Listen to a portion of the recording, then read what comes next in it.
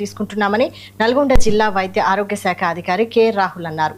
వ్యాధులు ప్రబలకుండా చర్యలు తీసుకోవడంతో పాటు ఇతర శాఖలతో సమన్వయం చేసుకుంటూ ప్రజలకు అవగాహన కల్పిస్తున్నామని తెలిపారు.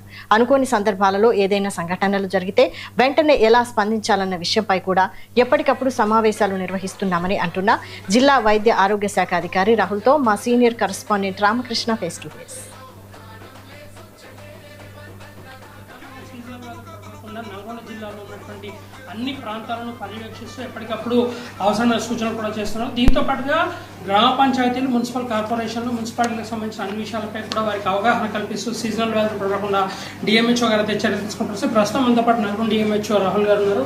సార్ చెప్పండి, సీజనల్ వ్యాధులు పడకుండా ఎలాంటి చర్యలు తీసుకుంటున్నారు? అదేవిధంగా గ్రామ పంచాయతీలు కావచ్చు, మున్సిపాలిటీస్ కావచ్చు, వాళ్ళని కోఆర్డినేట్ చేసుకుంటూ ఏ రకంగా ముందుకు సాగుతున్నారు? మన నల్గొండ జిల్లాలో ఇది సీజన్ స్టార్ట్ అవుతుంది కాబట్టి అంటే సీజనల్ డిసీజ్ గురించి కూడా మేము లాస్ట్ 1.5 month నుంచి కూడా అన్ని యాక్టివిటీస్ అన్ని కూడా మనం చేస్తున్నాము. దీనికి మెయిన్గా డిస్ట్రిక్ట్ లెవెల్ కోఆర్డినేషన్ మీటింగ్ కూడా అంటే అందరూ లైన్ డిపార్ట్మెంట్ ఆఫీసర్స్తోని కలెక్టర్ గారి ద్వారా మనం మీటింగ్ కూడా కండక్ట్ చేయడం జరిగింది. దీంట్లో ఇరిగేషన్ డిపార్ట్మెంట్ అంటే మనకి ఎక్కువ వాటర్ సోర్సెస్ ఎక్కువ ఉంటాయి కాబట్టి అదొకటి మేము యాక్షన్ తీసుకున్నాము. దాని తర్వాత మండల్ లెవెల్లో ఉన్న ఎంపీడీఓస్ వీళ్ళతో కూడా మేము మీటింగ్ కండక్ట్ చేసాము. MPDOs, PR department. దీంట్లో ఏంటంటే ఈసారి మనం అంటే ప్రాజెక్ట్ ఏరియాస్ కానీ ఇంకోటి కన్స్ట్రక్షన్ ఏరియాస్, ఫ్యాక్టరీస్ వీటిని కూడా మనం హై రిస్క్ ఏరియాస్ లాగా తీసుకొని ఆ ఏరియాలో కూడా మనం ఈ సీజనల్ డిసీజ్ గురించి అవేర్నెస్ కల్పించడం కాబట్టి ఫీవర్ సర్వే అనేది కూడా మేము కండక్ట్ చేస్తున్నాము. ఆ రకంగా ఒక 100 sites అయితే మేము ఐడెంటిఫై చేశాము. అంటే ఎవ్రీ ఇయర్ కూడా మనకు ఒక 10 sites ఉంటాయి. ఎక్కువ అర్బన్ ఏరియాలో ఈ మలేరియా కానీ డెంగ్యూ కానీ వస్తుంటాయి మనకి. వాటిలో కూడా మేము ఏం చేస్తామంటే ఇప్పుడు లోకల్లో మన అర్బన్ మలేరియా టీమ్ ఉంటుంది మనకి. ఆ అర్బన్లో కూడా మనకి యాక్టివిటీస్ అన్ని చేస్తున్నాం. అంటే ఆయిల్ బాల్ స్ప్రే చేయడం, యాంటీ లార్వల్ మెజర్స్ ఇవన్నీ కూడా మేము కండక్ట్ చేస్తున్నాము. ఇప్పటివరకు అయితే మన సీజనల్ డిసీజ్ కూడా ఎక్కడ కూడా పెద్దగా అవుట్బ్రేక్ లాగా అట్లయితే ఏం లేదు. ఇప్పటివరకు కంట్రోల్లో ఉంది. మేము కూడా దానికి ప్రిపేర్నెస్ కూడా ఉన్నాము.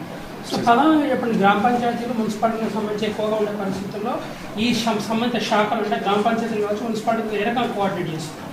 వాళ్ళందరితో కూడా మండల్ లెవెల్లో కూడా మనం మా మెడికల్ ఆఫీసర్తో మీటింగ్ పెట్టాము. ఆ మీటింగ్లో ఏంటంటే ఎంపీడీఓస్ కానీ పిఆర్ వాళ్ళు ఉన్నారు, వాళ్ళందరూ కూడా మేము కోఆర్డినేట్ చేసుకున్నాము. ఆ మీటింగ్స్ అన్ని కూడా ఆల్రెడీ కండక్ట్ చేయడం కూడా జరిగింది లాస్ట్ 1.5 month నుంచి కూడా. అక్కడ కూడా మేము అవేర్నెస్ ఒకటి ఏంటంటే ఇక్కడ మురికి నీళ్ళు ఎక్కువ ఉన్నాయి కూడా ఒక దగ్గర శాఖాపురం విలేజ్లో నిరంతరంలో ఒక అవుట్బ్రేక్ వచ్చి ఒక కేసు మాత్రం పాజిటివ్ వచ్చింది. ఆ ఏరియాని కూడా మనం వెరిఫై చేస్తే అక్కడ కూడా అంటే క్లీన్లీనెస్ లేక అంటే మురికి నీళ్ళు ఉండడం అక్కడ మనకి సోర్స్ లాగా కనిపించింది. అవన్నీ కూడా మనం అట్లున్న సర్పంచ్ వాళ్ళతో డిపార్ట్మెంట్ వాళ్ళతో చెప్పాము. అవన్నీ కూడా రెక్టిఫై అయ్యాయి. ఇంకా అటువంటి ఇన్స్టిట్యూట్స్ అయితే ఏమి లేవు. సో అట్లాగే చెప్పండి, ఎడ్యుకేషనల్ ఇష్యూస్ సంబంధించి హాస్టల్స్ కావచ్చు, లేకపోతే ప్రైవేట్ హాస్టల్స్ కావచ్చు, వీటిలో ప్రధానంగా అంటే క్లీనెస్ లేకపోవడం కానీ, వాటర్ సప్లై కానీ ఇట్లాంటి విషయాల్లో వాళ్ళకి ఏ రకమైనటువంటి అవగాహన కల్పిస్తున్నాడు. వాళ్ళతో ఏమైనా మీటింగ్స్ కండక్ట్ చేసి వాళ్ళకి ఏమైనా ప్రత్యేకంగా సూచనలు చేశారు? మేము రీసెంట్గా కూడా ఎంఈఓస్ మీటింగ్ కానీ బట్టి నేను కూడా ఏ మీటింగ్ అయినా కూడా కోఆర్డినేషన్ మీటింగ్ నేను కానీ మా టీమ్ కానీ అటెండ్ అయ్యి వాళ్ళకి గైడ్లైన్స్ కూడా ఇస్తున్నాము.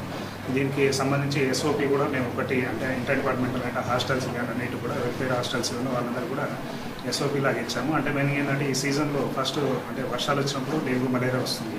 వర్షాలు అయిపోయిన తర్వాత మనకి ఎక్కువ డయేరియా కేసులు వస్తుంటాయి, డయేరియా, డిసెంట్రీ కేసులు వస్తుంటాయి. కాబట్టి ఆ టైంలో మనం తీసుకోవాల్సిన జాగ్రత్తలు మెయిన్గా హాస్టల్లో ఫుడ్ అండ్ ఎక్కువ మంది ఒక దగ్గర డైనింగ్ చేస్తారు కాబట్టి మనకు అక్కడ తీసుకోవాల్సిన జాగ్రత్తలు మేము అన్ని డిపార్ట్మెంట్కి ఎస్ఓపి లాగా పంపించాము. దాంతోపాటు మా డాక్టర్స్ కూడా ఎవ్రీ టైం మనకి విజిట్ చేస్తుంటారు, హాస్టల్ విజిట్ చేస్తుంటారు. వెళ్ళినప్పుడు కూడా హాస్టల్ మన డైనింగ్ హాల్ అవన్నీ క్లీన్లెస్ అవన్నీ కూడా చూస్తున్నారు. సో ప్రధానంగా చెప్పండి, అనేక ప్రాంతాల్లో కూడా వీటికి సంబంధించినటువంటి విషయాల్లో ప్రధానంగా గ్రామీణ ప్రాంతాలకు అవగాహన కల్పిస్తున్నారు, పట్టణ ప్రాంతాల్లో అవగాహన, పాఠశాలలు, కళాశాలకు సంబంధించి హాస్టల్ వార్డెన్లు కావచ్చు, కుకింగ్ స్టాఫ్ కావచ్చు, వీళ్ళందరికీ ప్రత్యేకంగా కొంత అవగాహన లేకపోవడం వల్ల గతంలో జరిగిన సంఘటనలతో వీటిని దృష్టిలో పెట్టుకొని ఏ రకమైన చర్యలు తీసుకోవాలి? అందరూ కూడా వాళ్ళు కూడా ఇప్పుడు ఎవరైతే కుకింగ్ చేస్తున్నారో వాళ్ళకు కూడా మేము ఎగ్జామినేషన్ కూడా కండక్ట్ చేస్తున్నాం. ఎందుకంటే ఫస్ట్ వాళ్ళ నుంచి కూడా కొన్నిసార్లు డిసీజ్ వచ్చే అవకాశం ఉంది.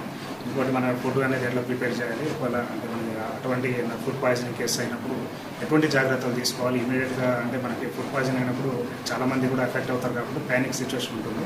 ఆ టైంలో మేము ఎటువంటి జాగ్రత్తలు తీసుకోవాలని కూడా మేము ఎస్ఓపీ లాగా ఇచ్చాము.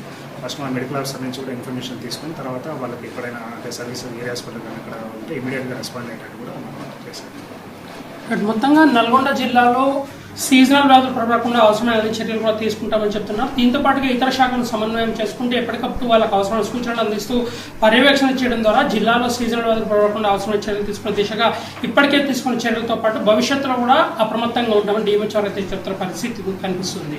Videos మధుతో Ramakrishna, 99 TV, Nalgonda.